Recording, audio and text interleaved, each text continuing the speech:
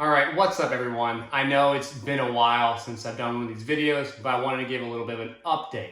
So this is just a friendly reminder to anyone who's training, whether it's you're working with an athlete, it's for yourself, or whatever it might be. It's the importance of the hours outside of training.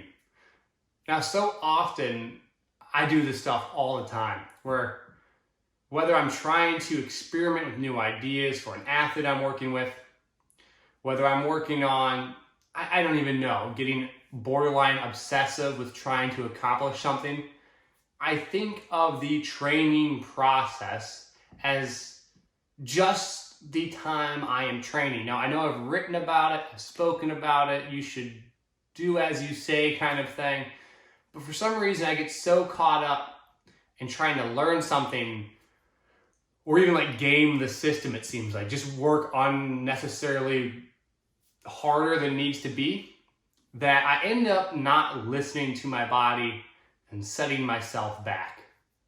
And I know it sounds stupid, but there's a reason why that's been said. And I don't just mean like small things like, I don't know, maybe once in a while stretching would be a good idea, max, might be smart. But all these things, I don't even call them injuries, but mild setbacks, tend to come from an accumulation of stuff that doesn't really seem to matter at the time, but adds up. So whether I'm talking about foam rolling, stretching, just taking a lighter training day, all of those matter quite a bit. And so some of my personal adjustments, I've been carving out in my training a cool down session. Personally for me, with an athlete, I always do that. But again, with myself, I think that I don't need to do it for some reason. Stupid, I know. But I have a cool down session where I go through some static stretching. Yes, I do static stretch. I think it makes me feel better. If it makes me feel better, I'm gonna do it. And then also, so I have a cool down session, and then I also go into training realizing that this one day of training isn't actually that important. Like today, for example, I was doing some stuff and my training session got bumped because someone was using the sled and I wanted to use the sled. And I went through my training session and the sled opened up and I was done, and I was like, oh, now I can go and do those sled sprints, despite the fact I found a substitute for that exercise earlier. And I had to literally just take off my shoes and say, forget about it. You don't need to do those sprints right now. It's not going to make that big of a difference. Again, the mindset that this one event, whether I do it perfectly or not, isn't going to make some significant change.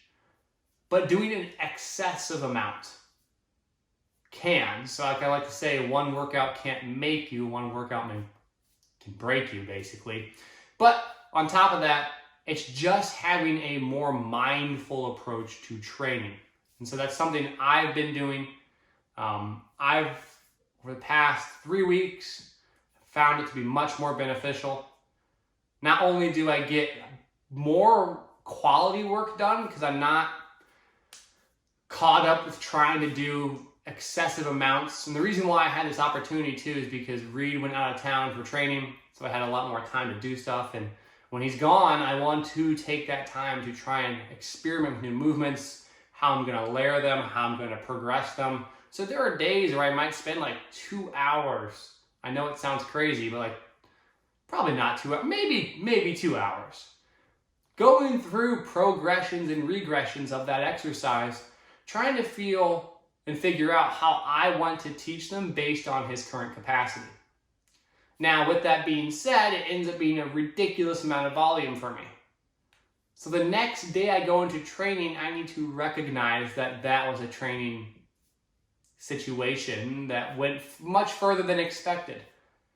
And so now I think I've figured a lot more out. I haven't pushed myself so ridiculous. I'll talk about it in another episode. I've actually lost some weight in an attempt to be able to handle a little bit more higher training volume. In theory, if I'm losing some weight, let's say 10 pounds, and I'm doing lots of plyometrics, if I can knock off 10 pounds unneeded weight that aren't helping me run faster, jump higher, or lift more weight in general.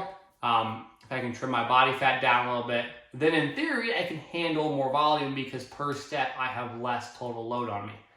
So again, moral of the story is to be conscious, be mindful, and be aware of your body when you're training. Don't push it beyond what's necessary. Anything that doesn't help adaptation in that current training session is a waste of time. I think more times than not, I was finding maximal tolerable doses, not maximal adaptive or effective doses. So just something to think about, something I wanted to share because it's an honest issue. I've run into it myself, but something if we recognize it with ourselves, then when we train someone, we know some of these signs of that happening. Keeping a stopwatch, a time of the actual training session is good. But also the fact that if you're teaching a movement, you might not think it at the time. The reason why I brought up the training regression and progression things, if you're teaching a movement and I don't know, you do 20 reps trying to get the form right, that's still 20 reps. And you gotta recognize it. So there's a lot you can learn from going through some of this stuff yourself, as long as you're conscious about it and you're thinking about the training process and then how it all fits together. So I appreciate you guys listening. I don't really know how to wrap it up, so we're just gonna finish it here. Comment below what you want to hear about, talk about next. I'll share some of my nutrition stuff I've been going through personally. Not necessarily nutrition, but adjustments and training habits, along with some eating habits to help trim down some weight, get a little bit leaner so I can handle that higher volume of plyometrics. Again, just my opinion on things I've been doing. I'll do that in my next video. And I hope you guys enjoyed. I appreciate you listening. And as always, take care.